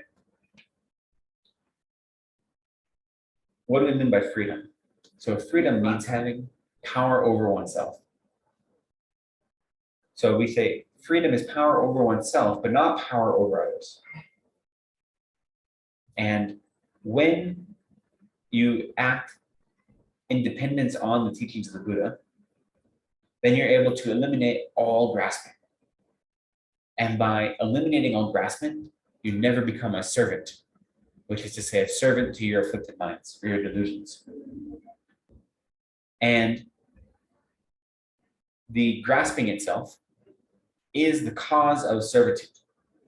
So when you don't have the opportunity to, when you are able to cut the root of grasping, then you hold all accomplishment and realization from the palm of your hand. And when you aren't able to do that, then you just live in the state of servitude to your afflicted minds.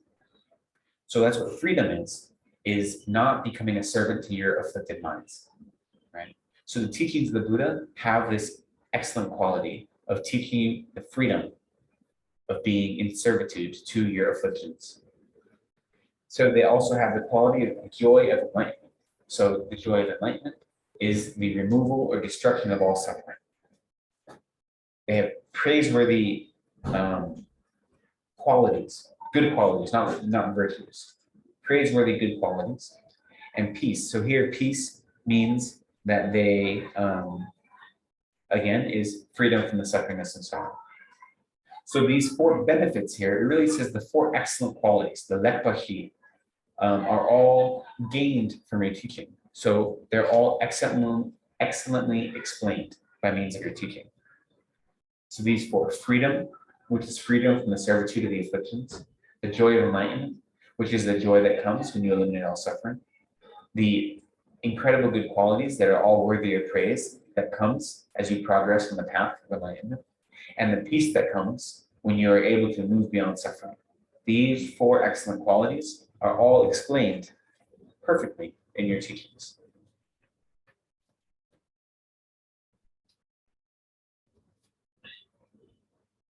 O great hero, your teachings brought trembling to sectarians, misery to Namuchi, and rejoicing to both gods and men. Even the rule of death, which extends without impediment over obstacle over the triple world, has been crushed by your teaching. So these two verses talk about 4 maras. So the 4 maras, do we know? I don't know a good translation for mara in English, but the 4 maras are the mara of the aggregates, so the skandha mara, the mara of the afflicted mind, so the klesha mara, the mara of death, yama mara, or the lord of death, and devaputra mara, so the mara of the divine son. And so here the word namuchi is another name for mara. And so these 2 verses talk about how the Buddhist teachings eliminate the 4 maras. So we say the 4 maras are eliminated. So of the 4 maras, the mara of the divine son is actually not contained within your own continuum. It's a separate being who's working to interfere from your ability to become free from the other 3 maras. But the other 3 are all contained within your continuum. So the mara of the aggregates in its coarse form is your 5 aggregates that are polluted and come from the cause of karma and delusion. And in its subtle form, it's the mind-like body that is still based or emerges from the imprint of ignorance. So those are the aggregates, the aggregate mara, the skandha mara. The nyomombe maras, the mara of the delusions, the klesha mara, is all of our self-grasping and all of the delusions that come from self-grasping, as well as its seeds. The mara of the god of death, so chidak yama mara, is our inability or our lack of control over our death in this life, or our power of this life. So in a coarse form, for those beings like us, who are ordinary beings, we aren't able to control when our 5 aggregates cease to exist in the way they do now. And for more realized practitioners who have realized kind of a mental body, there's still what are called like samgami kyape chipu, so the ways of death that are like unimaginable, kind of. And then lastly, we have the devaputra mara, so the mara of the divine son. And so that one is an actual being who exists similar to the way the gods of the desire realm exist, and they serve as obstacles, or they create obstacles for your ability to be free from the other maras. So we say when you actually achieve the path of preparation, so the second path, you have eliminated or you've defeated that mara, the mara of the divine son. It no longer can create obstacles for you. And then when you achieve the 8th bodhisattva ground, so you've eliminated all of your self-grasping, you've eliminated the coarse forms of the other 3 maras. But then when you achieve Buddhahood, you eliminate the subtle forms of the remaining 3. And so that's what's being taught in these 2 verses. So the first verse is saying, your teachings bring trembling to sectarians. So here it's talking about the Tirthakas and the other non-Buddhists. Your teachings bring trembling to them because they hold the view that the self exists. And when your teaching is that from grasping at the self as truly existent, all negative minds arise out of that, and all suffering arises from that. That's what causes trembling to them. So we say that through that mind, it's actually teaching victory over the mara of the afflicted minds, because it's showing that by eliminating the afflicted minds are the source of all suffering. And so the sectarians or the non-Buddhists who cling to the self as truly existent, from that, when they hear the teachings that from self-grasping all afflictions arise and all suffering arises, they become fearful. That teaches how to defeat the mara of the afflictions is to adopt the right view of the nature of reality. So misery to namuki, so this is saying it penetrates the mind, what they translate as misery, penetrates the mind of the maras. And so here it's talking about the mara of the divine son, And it's saying that by penetrating the mind, it means that the teachings of the Buddha cover all the topics that are beyond the scope of the teachings or the speech of this Mara, which is to say that Mara's only goal is to create obstacles for you, to not move beyond your afflictions, to not move beyond your contaminated aggregates. And so the teachings of the Buddha teach you the methods and the means to move beyond your afflictions, to move beyond your contaminated aggregates, to not be under the control of the Mara of the Lord of Death. So the teachings tell you how to circumvent the Mara of the Divine Son, which is why it teaches how to overcome that Mara. And rejoicing to both gods and men, or again, this is the same phrase we had earlier, it gives relief to them, it gives them breath. So it's teaching, the teachings of the Buddha actually give sustenance and life to all those who follow them, which is helping you overcome the Mara of the Lord of Death. So then as we continue the next verse, even the rule of death, which extends without impediment or obstacle over the three realms, so the desire realm, the form realm, the formless realm. So all desire realm beings, as well as gods of the form realm and formless realm, experience death beyond their control, right? And so this is saying that the Yamamara, so the Lord of Death, so again, this is not a being, but it's our own inability to control when we die. It pervades all levels of existence until you have achieved a state that is stronger than that. And so the teachings of the Buddha teach us how to achieve a deathless state, which is a state where we no longer are under control of the Lord of Death. And then these verses also teach the Mara of the aggregates, how to overcome them, because they teach us how to achieve bodies that are not based in karma and delusion. And by giving us those teachings, we can overcome the aggregate of the Mara of the aggregates. Sorry, I'm rushing through these last verses because we're running out of time, but it'd be good to finish this chapter. For those who fathom your teachings can live an eon, if they so desire, but they freely depart to the realm where death cannot tread.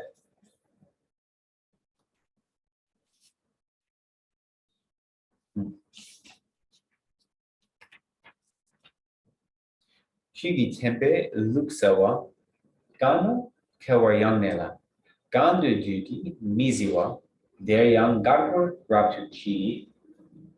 So here, when you actually practice the path of teachings and achieve levels of realization, you can live for worldly standards an incredibly long time. And not just abide for an eon, but also live a perfectly pure and authentic life for that long. And there are stories of past teachers who lived many hundreds of years, right? Like Nagarjuna is famous for having lived many hundreds of years and so forth. But here he's saying that based on your teachings, you teach us the path that allows us to achieve that. However, even having that knowledge, they still depart out of samsara. We still are able to do so joyfully to a realm where we're not affected by the four maras, right? So that doesn't mean that the Buddhist teachings encourage us to achieve, Hinayana Nirvana for ourselves alone. It's not saying that.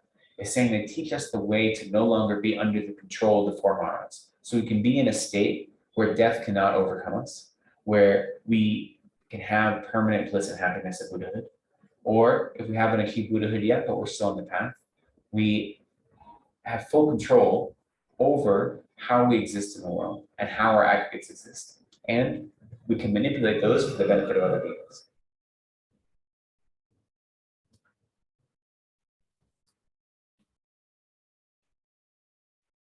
So that's okay. We'll move that. Only in your dispensation is time divided for studying the scriptures, pondering their meaning, and practicing meditation. So this is a very, again, interpretive translation, but the meaning is right. Lumbi duni sampatang gongdang upar nyabai dusum chae kugini tenle shemna kimala. So the teachings of the Buddha are unique in that they encourage this threefold practice, that we hear the teachings and study them, And then by studying both the scripture and the meaning of the scripture, so using logic and scripture, by studying that, we were able to then engage in contemplation, and then from that, have something to practice in our meditation. So the Buddhist teachings are unique in that they offer these 3 ways to engage in every new topic. And so it is only the teachings of the Buddha, again, your dispensations, your teaching, that actively encourage you, the student, to first study and listen, and then bring that scriptural knowledge, right, that like dry intellectual knowledge, into something where you contemplate it, and you really try to understand the ins and outs of it. And then from that, you make it personal in your meditation practice, so it becomes inseparable from your mind. And then lastly, what is more distressful than this, O great sage, that some people do not revere your teachings, full of goodness as it is. Drang som kyecho kyugiten, deta lepar kyatila, migu ganla deleni, duna chempo wang shi shi. So this is really saying, what is greater suffering than not having respect for your teachings? There's nothing. And that suffering is not, so when it says, here he says distressful, it's not distressful for me to see other beings who don't have respect for the Buddhist teachings. It creates suffering for them, right? So that's what it's saying. Your teachings are so powerful and so incredible that anyone that can hear those teachings and have a negative mind generate as a result, they create more suffering for themselves. That is what is distressful. So it's not me saying, oh, you're going to harm the Buddhist teachings by your criticism. No, and it's not me being sad about that. It's recognizing that that action itself creates suffering for that person. And here, when we say full of goodness, they actually say lekpar kyapa. So again, lek is excellence, right? And remember in verse, I think 86, we have these 4 excellent benefits. That's what it's talking about here. All of your speech has these 4 excellent benefits of freedom, the joy of teaching freedom, the joy of enlightenment, of being full of praiseworthy virtues, and of teaching peace. And so that to be full of goodness, to be full of excellence, means that all your speech has these 4 qualities. And so by hearing that and not generating respect, what greater suffering does it be that? Okay, so I rushed through those 2 chapters. Do we have any questions about anything? Yeah. If I may ask, is the post-meditative equipoise in the Arya Bodhisattva, is it a contaminated path or uncontaminated? Both. When they are not in meditative equipoise? Both. It can be both. So even Arya Bodhisattva, so Bodhisattva say on the path of meditation, can still have self-grasping and manifest self-grasping mind when they're in post-meditative equipoise. It's still possible because they haven't totally abandoned all self-grasping, right? They've abandoned like the coarser versions of it, but they haven't abandoned the more subtle versions. So they're able to have not just a latent, but an actual manifest type of self-grasping in post-meditative equipoise, and that would be contaminated. So we'd say any path they have, right? So we define path as like this level of mind. The path is non-contaminated. But just because you abide on a path doesn't mean every mind in your continuum is a path. Does that make sense? So for instance, for ordinary beings, our 5 sense consciousnesses aren't paths, right? So like my eye consciousness that sees a pot isn't a path, because a path is a special level of realization, right? And so even though I've achieved, even though one has achieved the 5 paths, any of them, not every mind in their continuum is a path. So you can still have, until you abandon all of your afflicted minds, you'll still have contaminated minds. Even on the pure grounds. So when you get to the pure grounds, so the 8th, 9th, and 10th ground, Bodhisattva grounds, you still have the imprints of ignorance, and you still have the subtle dualistic view that arises from ignorance. Those are what you're abandoning on those last 3 grounds, even though you've abandoned all of your afflicted minds and you've achieved the state of a foe destroyer or an arhat, you still have those. And so you've abandoned all self-grasping, so therefore you don't have any minds. You won't have any self-grasping, active self-grasping. So in that regard, all of your minds you wouldn't have contaminated minds. But again, a bodhisattva on the 8th ground will have minds like the I sense consciousness, which is not going to be a path, right?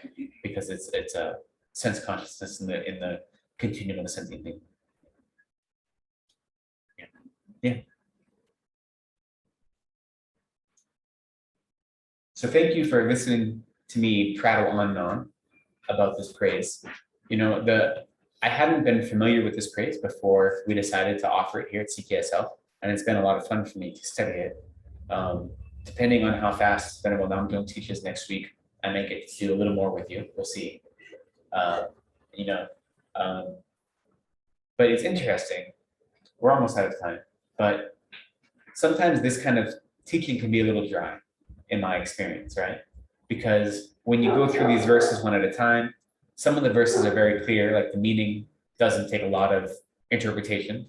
And then others, even though once you understand like the different levels of meaning, you're like, okay, well, that's nice. The Buddhist speech has a lot of good qualities. Okay, great. Like I knew that already, right? So what's the benefit of like studying a praise like this, as opposed to reciting the praise and letting the words of the praise really soften your mind? And so for me, when I study these teachings, whether it's a praise like this or other teachings that go into such great detail that might seem repetitive and might seem like overkill, that helps instill in me commitment to how powerful these teachings are. Like every word of these teachings is powerful. And so when I recite these teachings or these prayers as part of my everyday practice, there's so much more material to meditate on, as opposed to just the surface level. And so sometimes going through teachings like this seems like it's laborious, right? But what we're doing is we're finding more and more material to bring into our practice, so that when I am reciting these prayers, I'm not just reciting the words. There's more meaning going on beneath the words. When I hear the teachings of the Buddha, I can say, oh, the Buddhist teachings all have the quality of freedom and of the joy of enlightenment and of encouraging good virtues, yunten, and good qualities, and of peace. And knowing that when I recite my prayers every day, whether it's this prayer or another prayer, it creates more faith and more encouragement for me to practice. So I appreciate you listening to me kind of give this dry teaching about these verses, but hopefully there's some benefit. I know there's benefit for me, so I hope it's beneficial for you. If there are no other questions, then maybe we'll conclude with a few prayers and then end somewhat on time. This word Maharaj had talked about in very, very beautiful place. How do you relate? You can relate to two things. Krishna Maharaj would Yeah.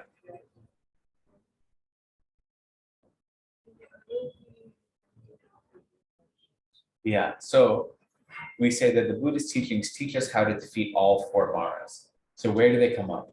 Well, in the story of the Buddha, right, when he sat underneath the Bodhi tree, he defeated all 4 maras. That's one way we learn about them, is that he defeated them at that time. And so, like I said, of the 4, there's one of them that, not all teachings considered to be a sentient being other than yourself.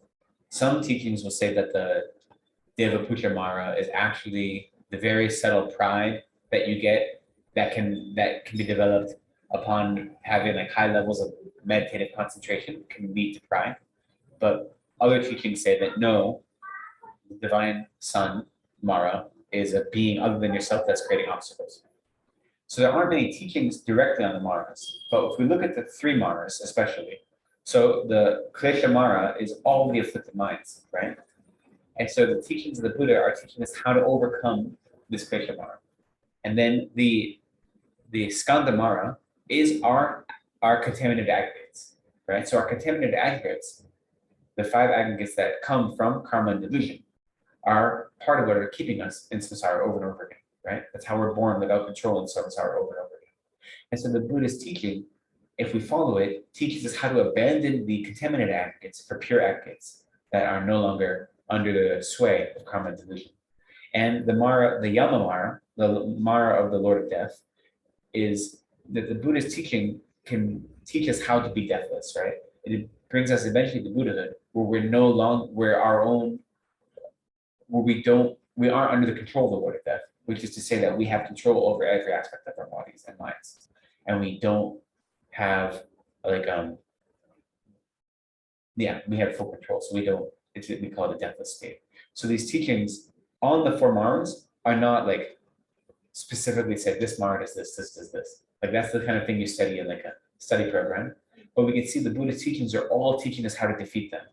So we talk about the Maras just as a way of understanding what the Buddhist teachings are helping us move past, right? So that's how they're described. And they're personified as Mara. So Mara is the same word for Mara. We translate it in English as like demon, right? And it's the same word used as general for many different types of demons, quote unquote, and other harmful beings. So we refer to these things as Maras, not because they are demons that are causing problems for us, but because those are the harmful forces in our own mental continuum that we need to overcome. So they almost fulfill the role of an external demon because they're what are creating suffering for us over and over again. And the Buddhist teachings help us to learn how to defeat them. So that's how we talk about them usually. Is that a little bit helpful? Yeah. So these verses where they're mentioned, they're just mentioned in passing, right? It doesn't give any great detail, but it's just showing that, at least what the commentary is suggesting that, is that all of the Buddhist teachings are teaching us how to defeat the four Maras, which is the same thing as that to say all the Buddhist teachings are teaching us how to become Buddhas ourselves and how to achieve the five paths, how to achieve the state of liberation from samsara, and then from liberation, how to achieve the state of perfect Buddhahood. And so that is what it means to defeat the four Maras. So we follow in the footsteps of the Buddha, who in his meditative concentration was able to defeat the four Maras, and we can do the same thing by following the Buddhist teachings. Just one, we talked about body being full. Mm. And so after achieving Buddha, the Bodhicitta is in the mind for Buddha is only for that itself. Yeah. Well, again, when we get to Buddhahood, the idea, we use the same term, self-benefit or focus on one's own goals. But in the mind of a Buddha, what that means is a mind searching for one's own goals is a mind looking to support the Dharma, the Rupakaya, the form body of the Buddha. So the Svabhavakaya, the nature body of a Buddha, which is the Buddha's inherent emptiness of true existence and the Buddha's omniscient mind. And so that's what we use the term, the Buddha will still have a mind that is focused on one's own aims. But what that means is the no niku, the Svabhavakaya. For us who haven't achieved Buddhahood yet, it means trying the goal to achieve Buddhahood. So that would be our own goals. Doing it for the purpose of benefiting others is others' goals. But once you've already achieved that, or even you achieve the state of Bodhisattva, you're no longer trying to benefit yourself, but you're trying to achieve we call it the body of Randun Giku. So Randun means one's own aims, and Ku means body. So there's the Randun Giku, which is the body, the Buddha. Dharmakaya. Huh? It's called Dharmakaya. Well, Randun Giku, no. So that's, Dharmakaya is Kyuku, right? So there's many. It can be Yeah, so when we say Randun Giku, what that translates to is the body of one's own aims versus Shendungiku, so the body of others' aims. And that's just, then the Shendungiku we translate as the Rupakaya, or we refer to as the Rupakaya, so the form body. And the Randungiku is the no Niku or the Chuku, which is the Svabhavakaya or the Dharmakaya, right? So they use the same terms, but as you achieve different levels of realization, they mean different things.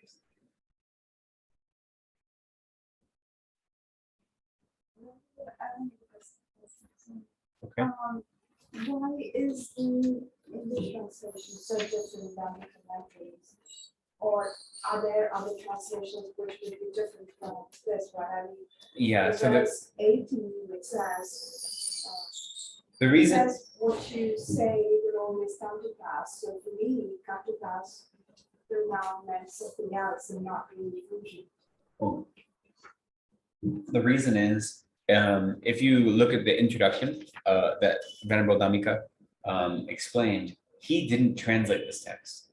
So the text was translated first by a scholar who found it. It hadn't been found in completion in Sanskrit until the mid 19th century or mid 20th century. And his name was Shackleton Bailey. I think Edward Shackleton Bailey. He found it and translated it from the Sanskrit. And then Kuntz, another scholar, translated bits and pieces of it. And so what Venerable Dhammika did was he took their two English translations and then he put them together in a way that sounded what he felt was more beautiful. But he didn't base it on the Sanskrit. So he took two English translations and then he wanted them to be inspiring and not academic feeling. So then he made this translation based on his interpretation of the two English. And he consulted the Sanskrit with a friend of his when he needed to. So it just went through different levels of translation, where sometimes it is straying because he wants it to sound more beautiful, because the point of it is to inspire faith. And he felt that if it was too academic, it wouldn't inspire enough faith and it wouldn't be beneficial. So that's how. And so my translation or my work, I'm basing on the Tibetan, but then I'm using the Sanskrit side by side whenever the Tibetan, if the Tibetan is confusing. But usually we say that in general, the Tibetan translators had high levels of realization. So when they translated either from Chinese or Sanskrit, depending on the text, their translations are usually quite accurate. And so you can rest in confidence that the Tibetan translations are accurate representations of the words of the Buddha. So I'm sorry, that's where my translations are coming from. So that's all. It just has to do with getting farther and farther away from the source, you know. Really, absolutely need a teacher to go through like Sutra teachings. Well, I mean, the thing is, these Translations. If I have a copy of this, I will be able to come with the deeper meaning of any of these verses, without teaching. well, you know, that is why it's helpful to have a teacher for anything we're studying. But, you know, his goal in making this English translation was to make a text that could inspire faith and could remind us of the benefits of the Buddha. And so it does that, even if it doesn't give the precise meaning of every single verse. So it fulfills the goal he wanted it to do. It is easy to read, it's easy to recite. It doesn't you don't trip your tongue over it when you're speaking. So it's fulfilling the aims he had. But if we want to study it this way, as a more in-depth study, then the closer we can get to the original, the more beneficial that is. Which is even why having a commentary is very helpful, because the commentary, you know, there are some words, especially when you're translating Sanskrit into Tibetan, there's a lot of archaic words that, the word, you know, in one of the verses, when he's talking about dispelling the ignorance, he says there's a sun that again and again dispels the darkness of ignorance. The word sun is actually the word for a parasol or an umbrella. And it's a translation of a Sanskrit term that also means the same thing, but it's a poetic reference to the sun being covering the sphere of the heavens. But so you would have no clue what that word means if you didn't have a commentary saying, oh, this is actually meaning this, because it's an archaic term that we don't use anymore. So sometimes it's useful to have, you know, as much resources as possible. But there's still huge benefit to it, you know, just as it is. It's incredible that he worked to create this book. But if we're studying it and we have more resources, we might as well use them, right? So why don't we end with dedication prayers? So we will first, on page 36, recite the 2 dedication prayers, and then the short, long life prayer for His Holiness Dalai Lama. And then we will recite the prayer for the swift return of Captain Lamas of Rinpoche that was composed by His Holiness Dalai Lama. And we'll do them all in English. So, wanting our practice today to be virtuous in 3 times, and getting middle and end, now that we have tried to apply ourselves to studying the Dharma, we have accumulated some sort of merit through our effort, through our diligence. And instead of keeping that for ourselves, we would dedicate it to all sentient beings who are suffering. Through whatever merit we accumulate, may all sentient beings find freedom from suffering, find the happiness that is without end of Supreme Buddhahood. Due to the merits of these actions, may I quickly attain the state of a Guru Buddha and lead all living beings without exception into that enlightened state. May the supreme jewel bodhicitta that has not arisen arise and grow, and may that which has arisen not diminish but increase more and more. In the land encircled by snow mountains, you are the source of all happiness and good. All powerful Chenrezig Tenzin Gyatso, please remain until samsara ends.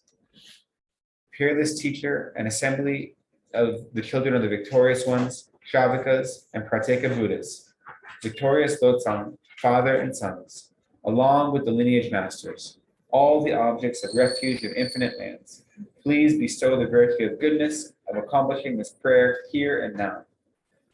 Holding and spreading the Muni's precious and complete teachings through explanation and practice, you are the armor of patience that is never discouraged.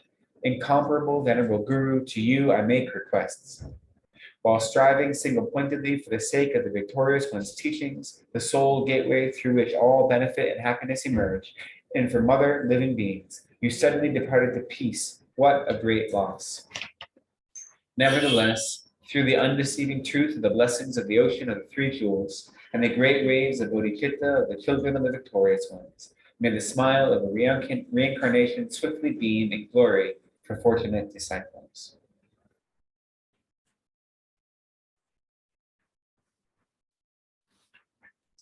Thank you so much for joining me this evening, putting up with me.